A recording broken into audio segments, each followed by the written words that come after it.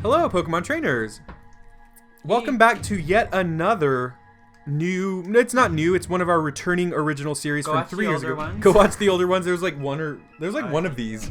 But this is called Anger Point, and this is another podcast-style series where we talk about things in Pokemon that make us angry. Not particularly angry, I mean, we have lives. We're not gonna be like, furious. We're not gonna unleash our furry.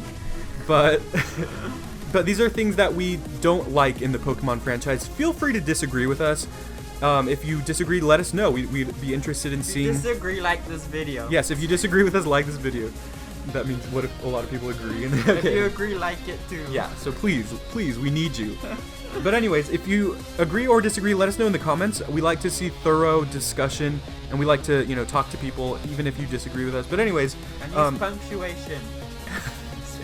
Dieter, you're foreign. Anyways, so hopefully that wasn't too long of an intro, but what we're talking about today is Ultra Beasts in Pokemon Sun and Moon. And we have a few points to cover about the Ultra Beasts. Again, this is just our opinion. You're welcome to disagree. But we ultimately feel that the Ultra Beasts are kind of pointless. And so this is what angers us here in Anger Point, episode number 1 of our reboot of Anger Point. So Dieter, do you have any opening thoughts about the Ultra Beasts and what you have against them? I think some of them, yes, some of them are pretty cool, but I just have a problem with, I guess, the surplus of them. There are like 7. Yeah. But the fact that some of them are just kind of in the game, they don't have any contribution to the story except for Nihilego and Formosa kind of, and I guess Buzzwolf. But otherwise, they just seem like, why? I guess my question is, what is the Ultra Beast? I'm sure that's been answered. He played the game. He didn't read the story. He played the game. All he did was see the pictures. The only thing he read were the fight menu when buttons. to press A. But what's the difference between an Ultra Beast and a Legendary? Why now? Will there be more? And yeah, like, where will it go from here? True. Those are all good points, and those are really all of the main points that we're going to talk about in the video about Ultra Beasts, because I agree with all of those as well. We were going to debate on this, but since we both kind of agree, we're just going to kind of both talk a bunch of poop. A bunch of Oranguru's poop. And throw a bunch of Oranguru feces. So I'm going to kind of elaborate more on what Dieter mentioned about the Ultra Beasts. But in reality, I mean, I'll start with a little kind of counter argument that Ultra Beasts are cool. Yeah. And I have grown to like all of them. They all have their quirks. Competitively, they're interesting because they all have extremely high stats in one stat. And then some of their other stats are really bad. That, kind of bothers me, though. It's interesting because yeah. Pheromosa is broken. It's super fast. It has really high offensive stats, but it has the worst defenses Peck ever. And it's dead. Yeah, pretty much. Yeah, actually. Spearow uses Peck and it probably is one hit KO'd. But it's an interesting balance. Xurkitree has a humongous special attack stat, but it basically like that. I think Celesteela is the most balanced. It has pretty even stats all around, and its lowest stat is speed, which you don't really care about on a defensive Pokemon, but the other ones are really skewed. And that's, to me, I mean, Dieter doesn't really like that. I think that's kind of interesting. It makes them unique. It's fine if it's not too drastic, It is honest. 30 defense and 200 exactly. special. That's too. It is close to that on a lot of them, to be honest. And that's kind of ridiculous, but at the same time, like I said, I see that. Yeah. I'm okay with it. But they could have distributed the stats similarly, but less extreme. And so what we're getting at here is that ultimately they do have a lot of characteristics that distinguish them from just Pokemon, right? Yeah. The fact that their stats are really skewed, that's something that's not super... I mean, yeah, that can happen in Pokemon, but it kind of distinguishes them, and then they all have the Beast Boost ability. That one's cool. And they're all really, weird-looking things. None of them are truly, creatures, except the 2 nasty-looking bugs. I don't know why they're glamorizing 2... a bug that lifts. It's swole. They're literally memeing us here. Like they're memeing the heck out of us, and we don't even know it. So the thing with me is, I agree with Dieter. It's like, what is the point of Ultra Beasts, and why, like, story-wise or lore-wise, should they be different than legendary Pokemon? Why aren't they just Pokemon? I guess they wanted to do some, like, interdimensional kind of thing with the story. They tried that with Pokemon, like Platinum? Diamond and Pearl, yeah. See, and that's the thing is, another kind of thing that people are suspecting is that it's kind of maybe like a lead-in to Diamond and Pearl, because we are right around the era where they would remake Diamond and Pearl. So maybe that'll come into play if they do remake Diamond, Pearl, and or Platinum. There will be some kind of interdimensional. Yeah, Dieter likes those games a lot. Those were the last. Well, he liked Black and White, yeah. and then X and Y happened.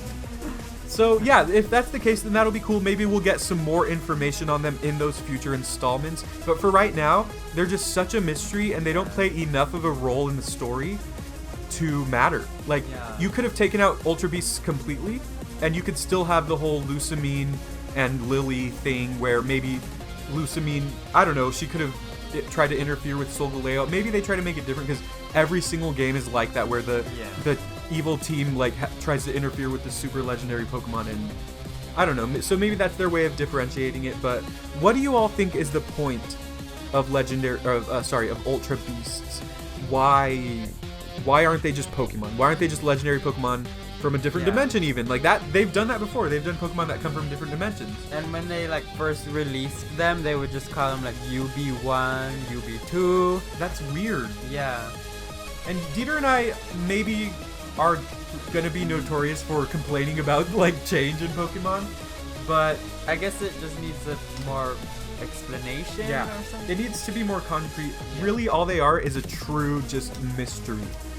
And even the little Ultra Beast mission, that doesn't really elaborate much on them. All it is like lookers like, oh look, a new Ultra Beast appeared, and then you go and catch it, and then you come back and he's like, okay, now there's another one. These things, I don't know, I can't wrap my head around these things and why they need to be distinguished. Like the fact that they exist, like what they are, I'm okay with that, because they have types, they have stats, they have abilities, they learn Pokemon moves, so they're pretty much Pokemon, except they're not. So they're just really baffling. What would be some of your favorites? I like Guzzlord. I guess just the way it looks. No, it's really cool because it's like a big void. It's probably the worst of them, to be honest. I think my favorite's probably Xurkitree, because special attack is my favorite stat. That's how you know I'm a loser, because I have a favorite Pokemon stat. What's your favorite Pokemon stat? Mine is for some reason special attack. Special because there's cooler moves rather than physical. And then like defense, okay, whatever. Like I mean, yeah, it's nice to have defensive Pokemon, but it's like if your whole entire team is just defensive, well, they're stalled. There it is. But then you're a loser. I'm just throwing shade left and right. Yeah, so that's my big question is, I mean, I'm okay with Ultra Beasts existing, and I'm okay with what they are, but why couldn't they just be Pokemon? Yeah. They basically are Pokemon. I mean, they function in the game the same exact way as Pokemon, and the big reason that they could exist is like, oh, well, maybe they matter to the development of the game or the story. They don't have any, there's nothing like islandy about them, because they're from another dimension. I mean, like the Tapus, like they look like guardian deities, and so they fit right into being in Alola, in a Hawaiian islandy themed world. The Ultra Beasts are just weird things. Scattered. A giant bamboo spaceship and a nasty white tall thing. I don't know. Or an origami thing. I don't know. Yeah, there's no explanation for like Cortana and, is that what's name? Yeah, Cortana. Cortana and Guzzlord, and there really isn't. They're just an Ultra Beast. Even their Pokédex entries are like really like generic. Like it has like one sentence about like what it is, even though you can see before your very eyes what it is, and then it has like one sentence like it comes from another dimension. Okay, thank you. I'm more excited about catching Spearow in this game than I am. So that'll be it for this episode of Anger Point.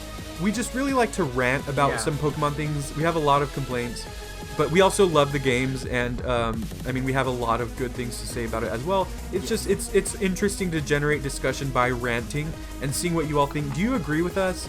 And do you not agree with us?